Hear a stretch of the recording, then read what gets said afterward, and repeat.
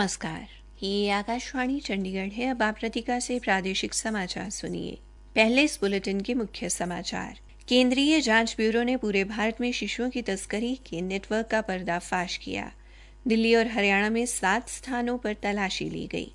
इस बार लोकसभा चुनाव में 47 करोड़ से अधिक महिलाएं अपने मताधिकार का इस्तेमाल करेंगी। करनाल लोकसभा सीट से प्रत्याशी एवं पूर्व मुख्यमंत्री मनोहर लाल ने हिसार में बीजेपी प्रत्याशी और जननायक जनता पार्टी के नेता दुष्यंत चौटाला का विरोध किए जाने को लोकतंत्र की मर्यादा के विरुद्ध बताया। और भारतीय जनता पार्टी ने आज अपना स्थापना दिवस मनाया।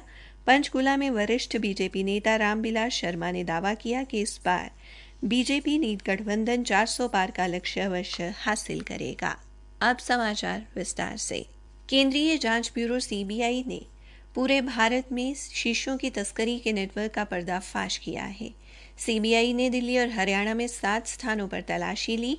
इस दौरान 1.5 दिन और 15 दिन के 2 बालकों और 1 महीने की बच्ची को बचाया गया है। तलाशी के दौरान 5.5 लाख की नकदी और अन्य दस्तावेज बरामद किए गए हैं। सीबीआई ने 7 आरोपियों को भी गिरफ्तार किया है। अब तक की जांच से पता चला है कि आरोपी विज्ञापन के माध्यम से फेसबुक पेज और व्हाट्सएप ग्रुप जैसे सोशल मीडिया प्लेटफॉर्म पर देश भर के गोद लेने के इच्छुक निसंतान दंपतियों से जुड़ते थे। ये गिरोह कथित तौर पर वास्तविक माता पिता के साथ साथ सरोगेट माताओं से भी बच्चे खरीदते हैं और शिशुओं को 4 से 6 लाख रुपए प्रति बच्चे की कीमत पर बेचते हैं। इन आरोपियों ने गोद लेने से संबंधित फर्जी दस्तावेज बनाकर कई निसंतान दंपतियों से लाखों रुपए की ठगी की है। इस वर्ष लोकसभा चुनाव में महिलाओं की भागीदारी बढ़ेगी क्योंकि इस बार चुनाव में 47 करोड़ से अधिक महिलाएं अपने मताधिकार का इस्तेमाल करेंगी। ये भारत की लोकतांत्रिक यात्रा में एक मील का पत्थर है। उल्लेखनीय है कि 1952 में हुए पहले आम चुनाव में लगभग 80 लाख महिला मतदाताओं में से लगभग 2,80,000 महिला मतदाता उस समय के सामाजिक परिवेश के चलते अपनी पहचान का ब्यौरा नहीं दे पाई थी। वर्ष 2009 के बाद निर्वाचन आयोग द्वारा स्वीप कार्यक्रम के माध्यम से महिलाओं की चुनाव में भागीदारी बढ़ाने के प्रयासों का परिणाम 2019 के लोकसभा चुनाव में देखने को मिला, जब रिकॉर्ड 67.18% महिलाओं ने मतदान किया। हमारे संवाददाता ने बताया है कि इस वर्ष के लोकसभा चुनाव में लैंगिक अंतर को लेकर बदलाव स्पष्ट दिखाई दे रहा है, क्योंकि 12 राज्यों में पुरुषों की तुलना में महिला मतदाताओं की संख्या अधिक हो गई है।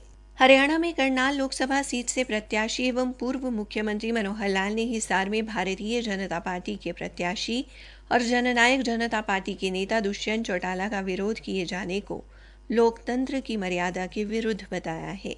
आज हिसार में एक पत्रकार वार्ता को संबोधित करते हुए श्री मनोहर लाल ने कहा कि निर्वाचन आयोग ने स्पष्ट किया है कि लोकतंत्र में हर किसी को अपनी बात रखने का अधिकार है, किंतु अपनी बात रखने के लिए किसी को रोकना उचित नहीं है।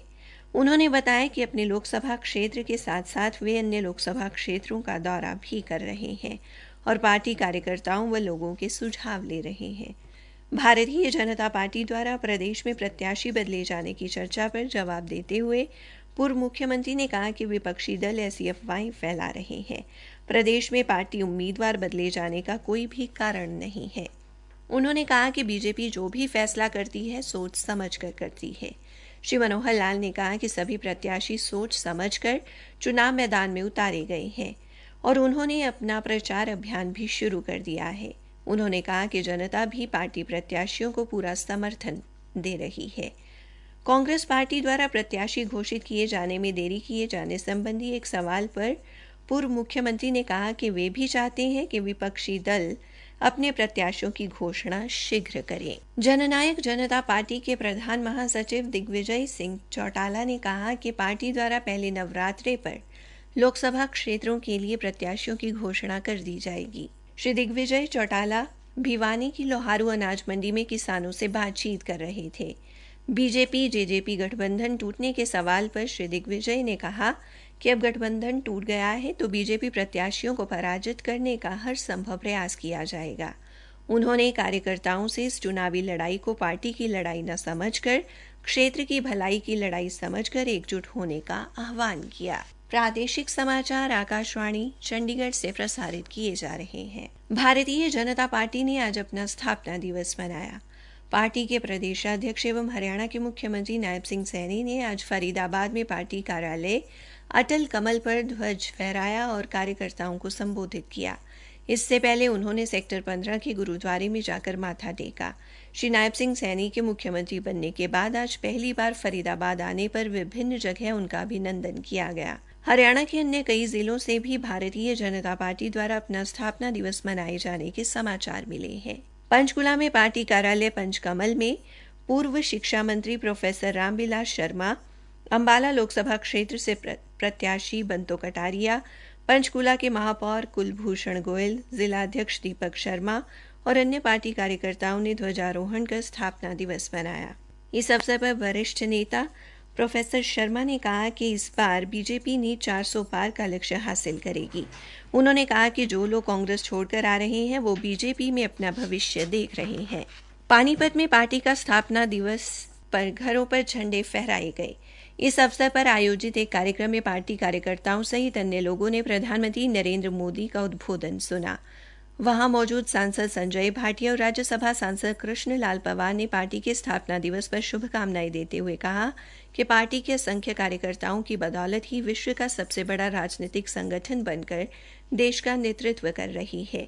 इस दौरान सभी ने डॉक्टर श्यामा प्रसाद मुखर्जी, दीनदयाल उपाध्याय एवं भारत माता के चित्र पर पुष्पांजलि अर्पित कर नमन किया। भिवानी में पार्टी कार्यालय में सांसद धर्मवीर सिंह एवं विधायक घनश्याम सराफ ने पार्टी का ध्वज फहराया और 44 वर्षों में विश्व की सबसे बड़ी पार्टी बनने का श्रेय बीजेपी के कार्यकर्ताओं को दिया।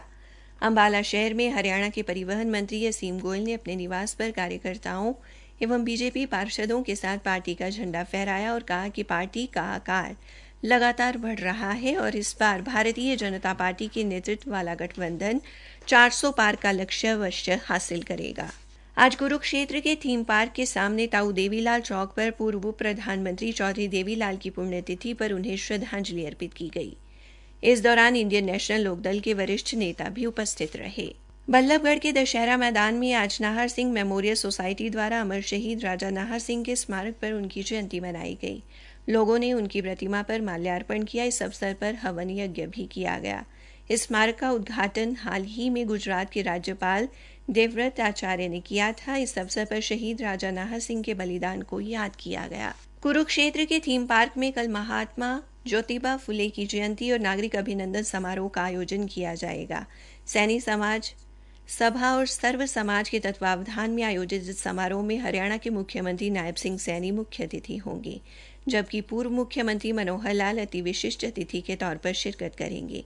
हमारी संवाददाता ने बताया कि इस राज्य स्तरीय कार्यक्रम में प्रदेश भर से लोग शामिल होंगे। पंचकुला में आबकारी एवं कराधान विभाग ने क्रॉसवर्ड हॉस्पिटैलिटी कोको कैफे का बार लाइसेंस रद्द कर दिया है। जिला आबकारी एवं कर आयुक्त आर.के. चौधरी ने बताया कि आबकारी कानूनों का आदतन उल्लंघन करता होने के कारण कोको कैफे का बार लाइसेंस रद्द किया गया है। उन्होंने बताया कि आबकारी विभाग की पंचकुला की विशेष निरीक्षण टीम द्वारा पुलिस के साथ मिलकर 9 मार्च को कोको कैफे की बार का निरीक्षण किया गया और आबकारी कानूनों का उल्लंघन पाया गया। उन्होंने बताया कि निरीक्षण के दौरान टीम ने बिना वैध परमिट पास के अंग्रेजी शराब की 26 बोतलें, बियर की 102 बोतलें और 9 खुली शराब की बोतलें भी बरामद की, जिसके बाद विभाग द्वारा लाइसेंसधारी के खिलाफ मामला दर्ज किया गया। अंत में मुख्य समाचार एक बार फिर। केंद्रीय जांच ब्यूरो ने पूरे भारत में शिशुओं की तस्करी के नेटवर्क का पर्दाफाश किया। दिल्ली और हरियाणा में 7 स्थानों पर तलाशी ली गई। इस बार लोकसभा चुनाव में 47 करोड़ से अधिक महिलाएं अपने मताधिकार का इस्तेमाल करेंगी। इसी के साथ ये समाचार बुलेटिन समाप्त हुआ।